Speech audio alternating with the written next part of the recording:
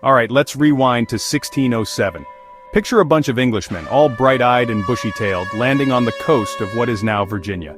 They called it Jamestown, and boy were they in for a surprise. You see, these fellas weren't exactly Bear Grylls. They were more accustomed to sipping tea and gossiping about the Queen than, surviving in the wilderness.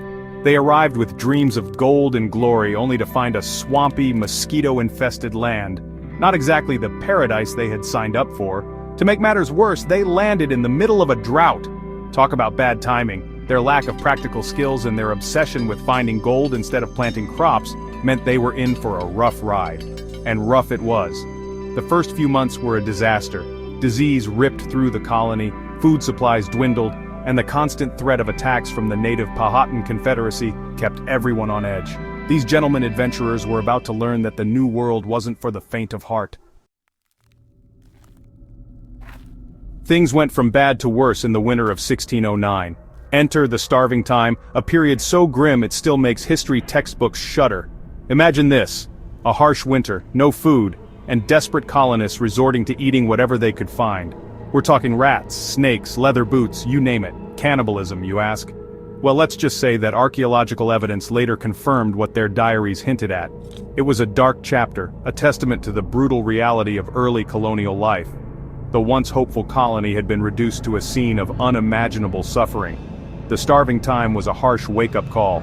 It showed that surviving in the New World required more than just dreams of riches. It demanded hard work, adaptability, and a healthy dose of pragmatism. Sadly, many colonists learned this lesson too late. Enter John Smith, our hero? Well, sort of. Smith was a bit of a controversial character, a mix of bravado and genuine leadership. He famously declared, "He that will not work shall not eat," a motto that didn't exactly win him any popularity contests. But hey, desperate times called for desperate measures. Smith understood that survival depended on two things: getting along, or at least not getting killed by, the local Powhatan tribe, and finding something, anything, that could turn a profit. He negotiated with Chief Powhatan for food, explored the surrounding areas, and generally whipped the colonists into some semblance of order. Smith's leadership, though often harsh, provided a much-needed dose of discipline. He understood that survival in this unforgiving new land required a change in attitude and a willingness to adapt. Now, no story about John Smith would be complete without mentioning Pocahontas. Was she the love of his life who saved him from certain death? Well, the historical accuracy of that whole saving from execution story is debatable. But what we do know is that Pocahontas played a vital role as a cultural liaison between the English and the Powhatan. She brought food to the starving colonists, helped negotiate treaties, and even spent time in Jamestown, learning English customs. Her story, though often romanticized, highlights the complex relationship between the colonists and the native people who were already there, just, minding their own business. Pocahontas' story reminds us that the history of Jamestown, and indeed of America, is not just a tale of European exploration and conquest.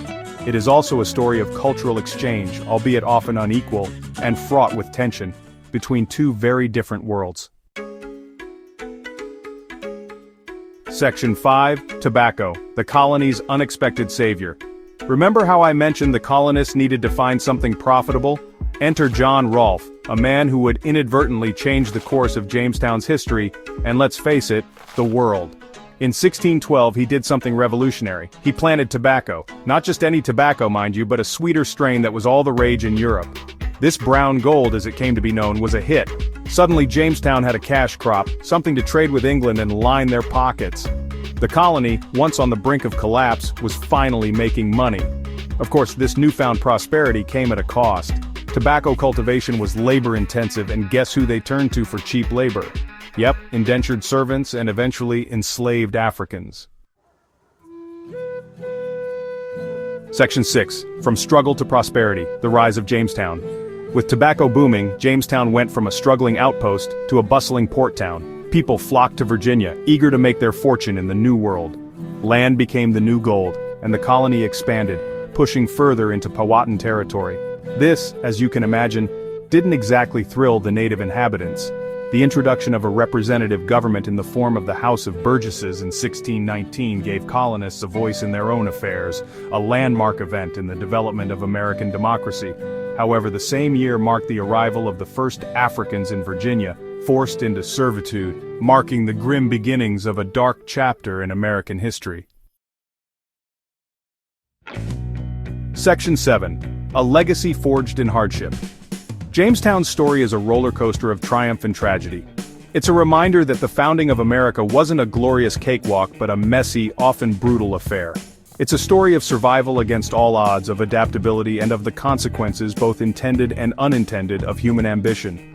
From the brink of starvation to the prosperity brought by tobacco, Jamestown's journey reflects the resilience of the human spirit.